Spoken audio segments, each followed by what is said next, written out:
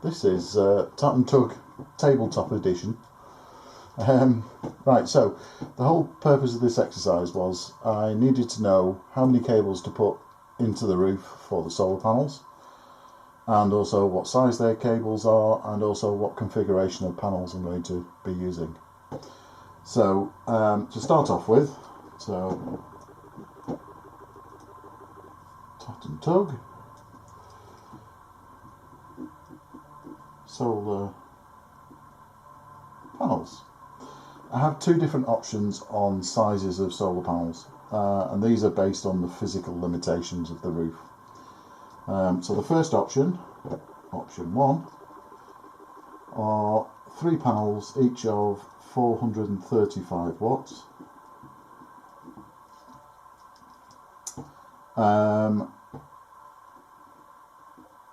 And that equals a total of 1,305 watts.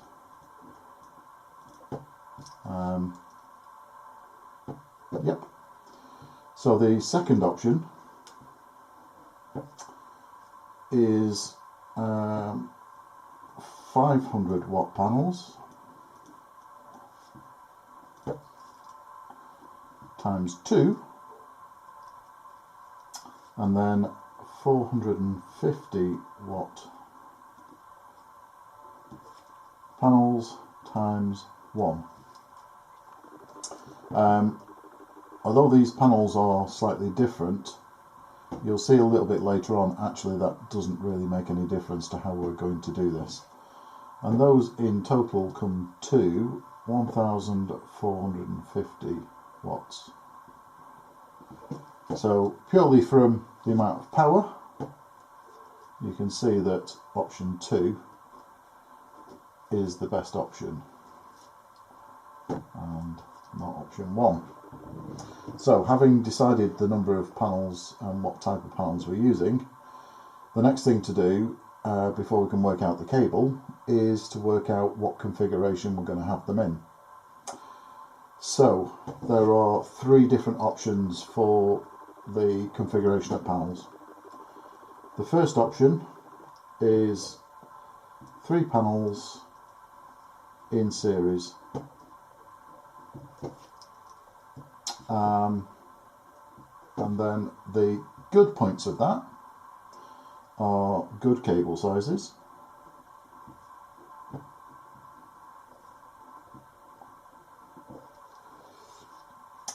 good efficiency, because you're using quite high voltages there and low current, which is always good.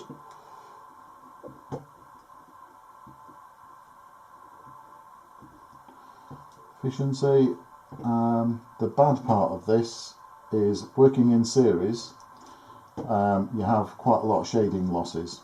Now what that means is if one of the panels becomes shaded, a tree or whatever, then you affect all of the other panels that are in series. So that's a bad point. Shading issues. Because of that, 3 panels in series is not really for us. If it was on a house roof where you didn't have any shading issues at all, that would absolutely be the best way to do it. Because we're on a boat and there will be things like bridges, even our own chimney will get in the way sometimes. So we've got to try and provide a system that is somewhat tolerant of shading. So the next option is 3 panels in parallel, and what that means is the 3 panels are connected together, one up to the other. They go to a junction box, and then the cables from the junction box go back inside the boat to the controller. So it's a single controller. So the good points on that is good shading issues. So we're all good on that. However, the bad is there's an additional junction box to bring all the cables together.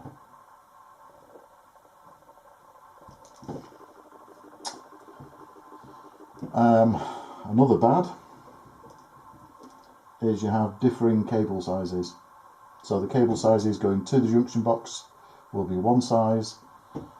The cable sizes coming away from the junction box will be another size because that's got to carry more current. So different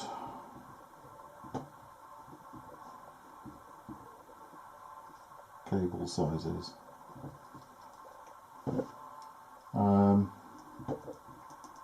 Another bad point of this one is that it goes to a single controller.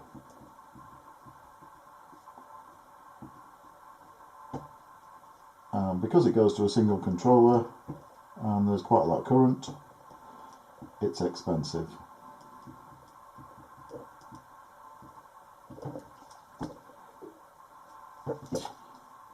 Another bad point of this system is there's no redundancy.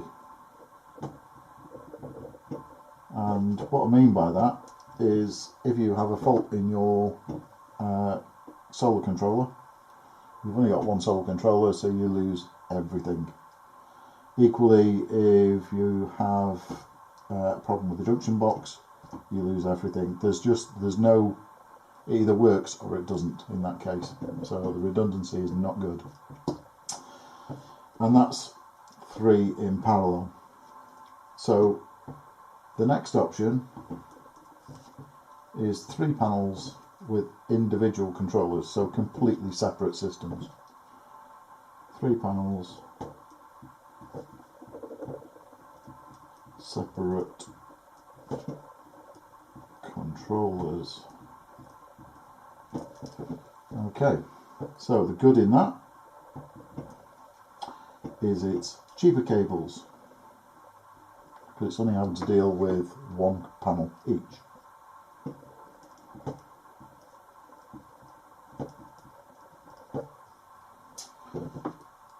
Another good is because the controllers are much smaller, they're much cheaper. And although you only need 3 of them, they're still cheaper. I'll show you the calculations in a short while. So, cheaper controllers. We have good redundancy in this system.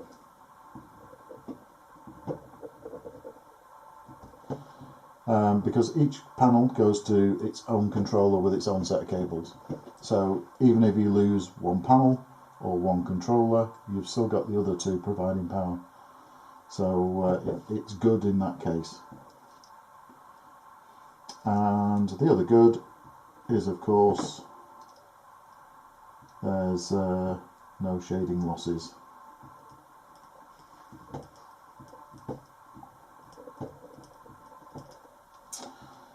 Okay, so from the 3,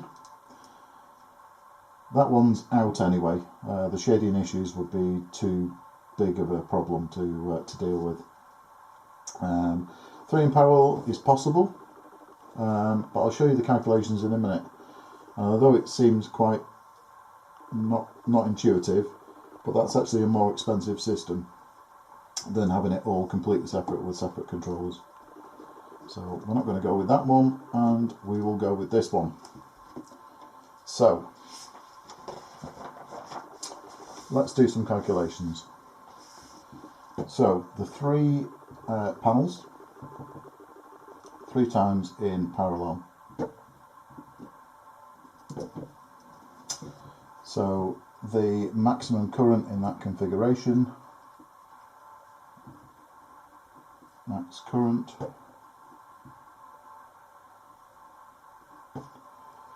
is 35 amps.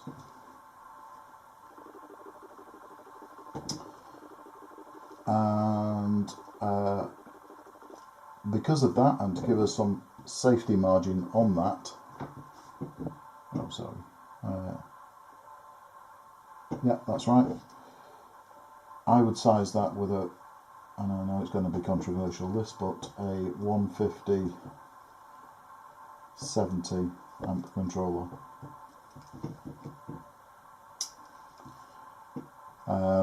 There will be 4mm cables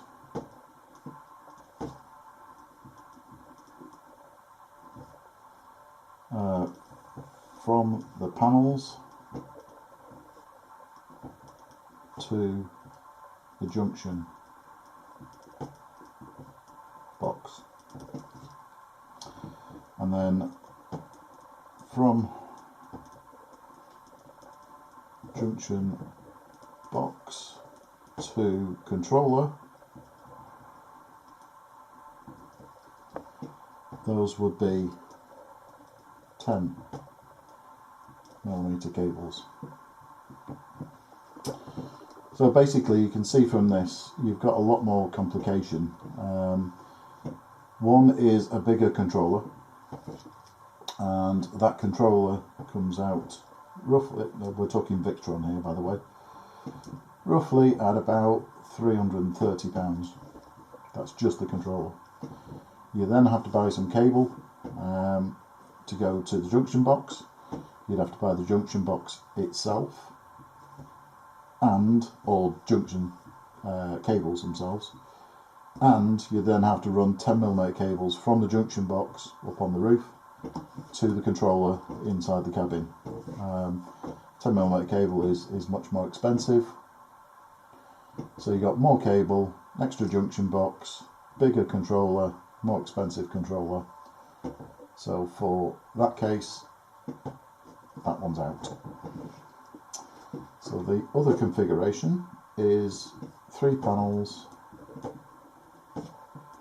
3 controllers.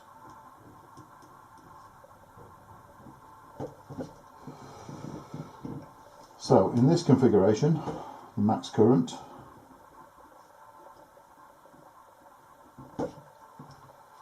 is around about 10 amps.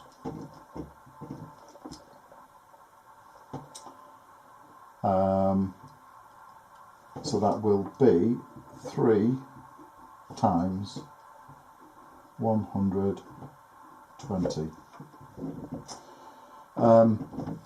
The reason why these controllers may look a little bit odd is that I'm going to be running a 48-volt battery system.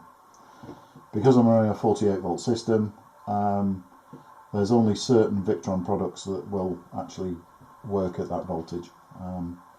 So that I am limited in terms of choosing solar controllers.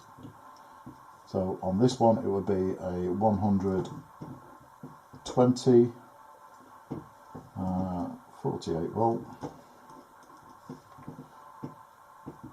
and that equals £70 times 3, and that equals £220. So you can see that even the 3 controllers altogether is cheaper than just the single controller at 330. And then on top of that, all cables are 4mm squared. Granted, there's a little bit more of them, but in terms of cable, it's quite a cheap cable, 4mm square. Solar cable, and also you can buy more of it. It's actually cheaper to buy more than buying a small amount. So there's economies in scale on that as well. So this is actually the cheaper system to run. So the controller choice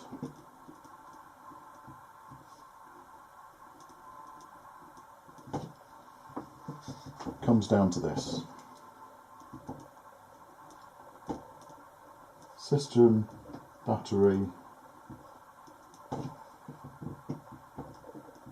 voltage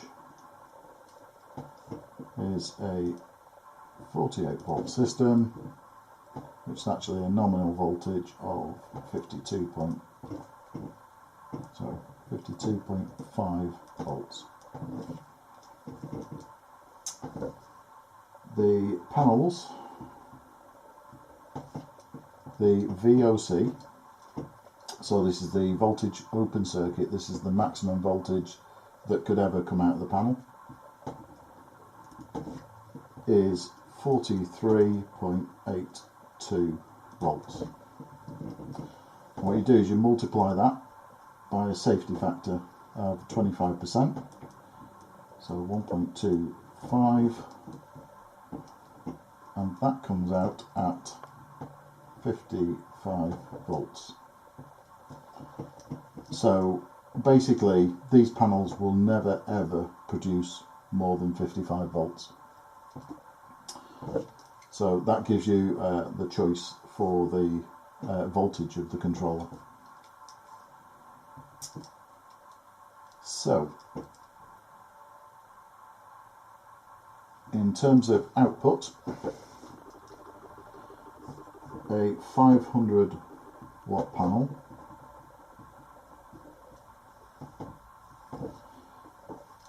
divided by the working voltage of the battery, 52.5 volts,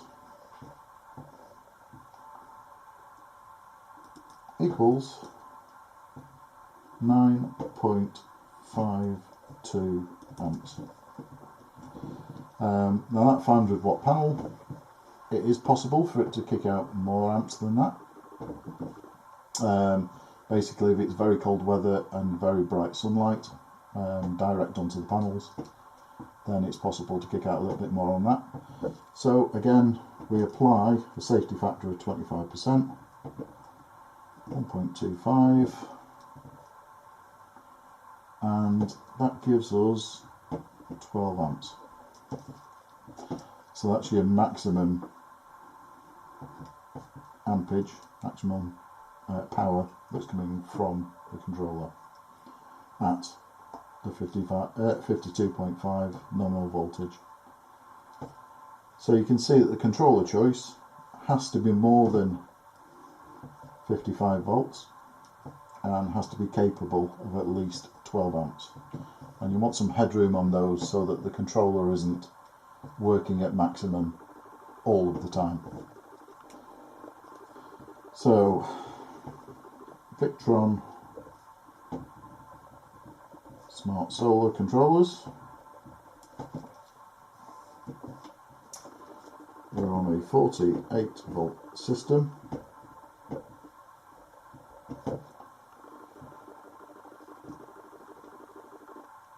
So the one that matches us probably best of all is a 120. So in Victron language, this is the max voltage.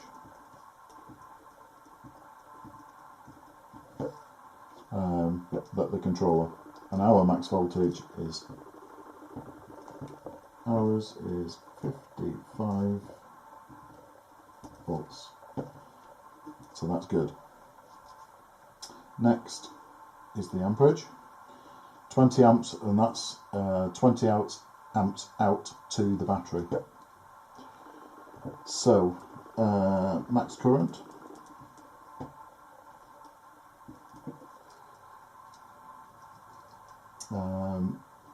output, hours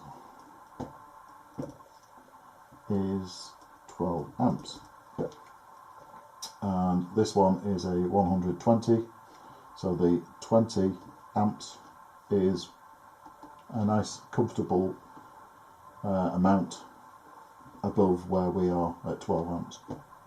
So that's why I've selected that controller.